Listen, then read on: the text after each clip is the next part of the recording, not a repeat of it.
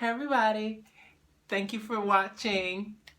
Oh, this is the beginning of the video. I hope everybody's been good and groovy since the last time that you saw me. Alright, so let's get into it. So in this video, I'm going to try my best not to fidget, because whenever I watch my videos back, I'm scratching, I'm digging, and I'm moving around a lot, and I'm like, ooh, that's getting on my nerves. Alright, so it's been a minute since I've made a video. I have been neglecting you guys, and I feel really bad about it. I'm sorry. Can you please forgive me? Alright, so let's get into it. So it's been about 9 months since I had my SRS, and it's been about 5 months since I've had my boobs. Pow, pow, pow, pow, pow. I'm not wearing a bra. I finally got to this point where I'm like, I'm good with not wearing a bra. At first I felt weird because they hadn't completely dropped, and I was just like, I don't know, my nipples are showing, and now I just don't care. Like, it feels good. I feel free. I was in New York City a couple weeks ago and hanging out with one of my good Judies. Hey, Deja. I know you don't have time to watch videos these days because you were a baller making it happen, but shout out anyway. And she just recently got hers done. And she was like, girl, I don't wear bras anymore. Are you kidding? So I was like, you know what, let me try it. And now I think I might be hooked. But anyway, so they've fallen really good. Let me turn, let me suck in the belly though, because, you know, they're small, and I kind of like it because they look natural. They really do. I'm wearing this tape that my doctor gave me for the scars because, like, this one, the scar is completely smooth. There's no keloid anymore, but it's darker, so hopefully the tape, some healing tape, is going to help to brighten the scar. Okay, this truck full of maintenance workers just pulled up, you know, because they take care of the grounds and stuff, and I'm sitting in front of my window. Hopefully they won't look in here. Anyway. So I'm good with my boobs. You know, I'm happy. They look natural, and that's what's most important to me. And I feel good about them. They're comfortable. And yeah, they made me feel so much more comfortable in my body. I'm so glad I had it done. Like, it's amazing. It's just amazing. Like, I feel better in my clothes. I'm dressing differently. I feel a little bit more uninhibited.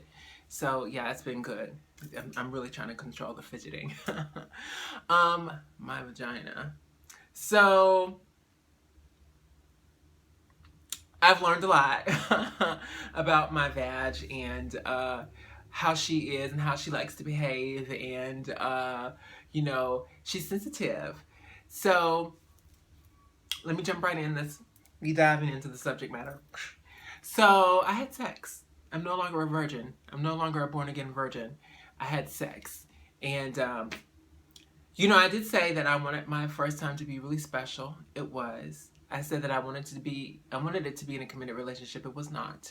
But, you know, I'm an adult. And I had consensual sex with someone who knew it was my first time, and he knew the tea. He was fine with that, and he was really gentle, and so it was great. I was really excited about, I was really nervous actually. I was really super scared, and I sort of wanted to get past that because it was becoming this thing that was showing up when I was with a man. It was like this anxiety. Oh my God, like, I'm 41 and I haven't had sex, and, you know, oh God, like, there's this pressure. When do I tell? And I just kind of wanted to get past that. And so, like, I feel really good that I had sex, and he was, like I said, he was super gentle, and he was really well endowed, and I was worried about how that would feel for him, and he was like, it's good. He's like, okay, so cut to, we're having sex, right? And I'm laid out on the bed, and I'm like, okay. And I'm like, wow. Oh my God, and I'm real nervous. I'm real timid. I'm like, oh my God. I'm like, okay. Oh no, does that? Oh, you know, be slow. Okay, that's good. You can go a little faster. And I'm like, well, how is it? He's like, oh, it's good. You know, it feels really good. I just remember it was so funny to me. I was just cracking up. Like, he's getting his life. Like, he's like, this pussy's good. I'm sorry, you guys know I try not to be too vulgar, but it is what it is. It was a good experience for him as well as it was for me, so he had no complaints. So yeah, things are good. I do have some concerns. It seems as though my clitoris is not exactly where it is in most NATO women. Aesthetically, from what I see, it looks pretty much, this is what I've been told because I've had more than one sex partner. She's a whore. And the consensus is, from the two guys, is that everything looks right, but from where you're saying the pleasure is, it seems like it's coming from a weird place. So it seems like my clitoris underneath is way too high, so that's something I'm gonna have addressed with Marcy. And the guys also, like, if you guys remember from one of my previous vagina posts, I talked about having keloids down there, and you know, with hair, they're not really, I mean, guys don't really, they look, but they don't really look, it seems, because like they're so obvious to me. But both of the guys were like, yeah, I mean, you know, you pointed it out so I see it, but like I wasn't looking for it. So I still want them removed, so I'm looking into that. That's $5,000. Marcy does not do revisions for free, regardless of how soon it was since she had your vagina, so that really sucks. Now I'm always having complications. I had rough sex, okay? I had some rough sex. It was good. I was bouncing. I was, you know, doing all my tricks. You know, we have, you know, you got an arsenal. You know, you like to get into it. You know, that's really the only time I feel good about having sweating is, you know, when I'm doing the do. So I was with this guy, and this is where I learned a bulk of lessons. I met this dude. I had a one-night stand. I did. And I met this guy, 6'4". It's maybe 6'5", you know, which is my weakness because I'm 6'1", and you know, even though because of my foot surgery I'm not in heels yet again, but you know, which made it even cuter because he's just towering over me, and ooh, it was from Bahamas, and he's this beautiful chocolate, like light chocolate, like a little lighter than me, and just sexy. So, you know, we did what grown folks did. We did use protection, but I did not have lube, which I thought was probably okay because I self-lubricate. It was not okay. So we're having sex, and I'm kind of like, ooh, this kind of hurts, so slow down. And then, you know, it hurt, but I just was into it, and we just went for it. So while we're having sex, the condom breaks. Now, mind you, this is somebody that I just met, and I just thought, oh my gosh, my nasty whoring ways are about to backfire. Like, I am about to... Like, honestly, the first thing I thought is I'm about to get pregnant. Like, I sometimes forget, like, boo-boo, you can't get pregnant. And I thought, oh my God, he's about to give me something. Oh, this nasty mother sucker is about to give me something. I'm freaking out when we have sex. Like, we hear the condom pop, he immediately pulls out and switches condoms. And we just keep going for it. I mean, I'm not gonna lie. But we do the do. It was kind of rough. I felt beat up, but it was good. It was really gratifying for the both of us, and you know, we cuddled, and you know, we went to sleep. Now the next day, I hang out with friends all day. I go and have a dinner with the friends, and then I go back to my friend's apartment, and you know, I go to sleep, and I wake up because I have to pee. I run to pee, and it burns really badly. Now, I had a UTI before, when I was really young. When I was 16, as a matter of fact, and my father just figured I had been having sex and got into something dirty. No, that did not happen. Because typically, you know, boys don't have UTIs. It's usually a thing that girls have, and when they have them, they get it from a girl. But no, that did not happen. We still don't know why that happened to me, but I had a UTI when I was 16. But anyway, and I was a virgin. So I was like, I thought that, but I'm like, why would I have a UTI? He must have gave me something. Like, and so I go to the doctor the next day, that next morning, and like, as a precautionary tale, you know, I tell them what went down. You know, I had sex, and this is what happened. And I was bleeding too. I was bleeding a lot from my vagina and having cramps. So I was having cramps, I was bleeding, and I was burning pee. That, to me, that added up to STI, STD. I'm like, oh, he done burnt me. Oh my God, like, that's what I get for being a whore. Like, I'm being punished. And so I go, and they put me on PrEP for a month.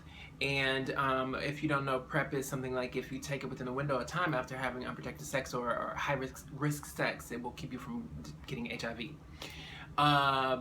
They give me an HIV test. They give me the PrEP. They give me antibiotic for the possibility of an STI. Take a urine test. and the blood, they're just like, you're just gonna have to use a pad. So I'm like, that night I ended up, this is too much information, but it's what I do. I give you guys all the information. I share my life. And you know, so I'm bleeding all night. Like, I keep having to wake up and go to the bathroom and change my pad. I think that first night I had to change my pad like 5 times because I was bleeding profusely from my vagina. It was disgusting, and I felt so horrible. I was having cramps. I couldn't sleep. It took me like 5 hours to fall asleep that night, and then, you know, I went to the doctor, and so they put me on the antibiotics. It took me a week to stop bleeding, and I slowly just started spotting throughout the week. It was just so horrible. And then, so the urine test came back. I didn't have an STI. The HIV test came back. I was HIV negative. Keep taking the prep just in case. He didn't give me anything. And so what I discovered was, you know, number one, I didn't use lube, so that bleeding was coming from my torn vagina wall. So like, I ended up giving myself a self-exam, and you know, I'd had my hands up there before, hello.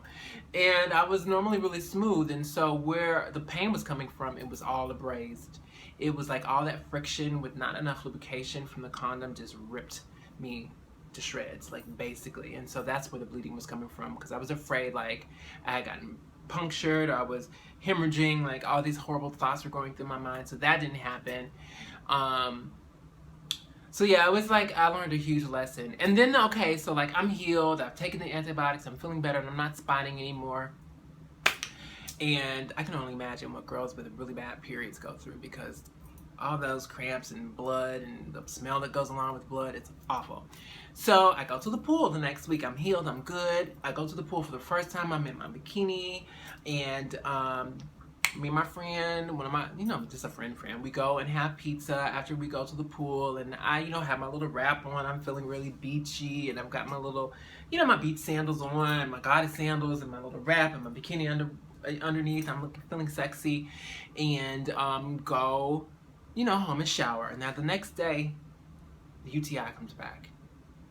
So I discovered that you cannot sit around in a wet bikini, because you can get a urinary tract infection. So, you know, there was all these things that I feel like when you get your SRS, that they should give you a pamphlet, and with all the education that you don't get as a girl growing up, because, you know, your vagina is new to you, and there's all these ways that you have to take care of your vagina that I didn't know, and things that you need to do, and you can't sit around in a wet bathing suit.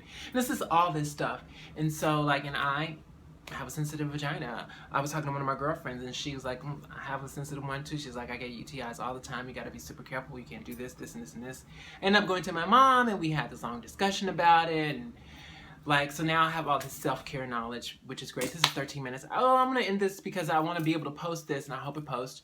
There's a ton of stuff going on in my life. I'll make a video about it. As always, thank you for listening. Thank you for watching. I love you guys so much. I'm sorry I've been gone so long. Bye. Peace.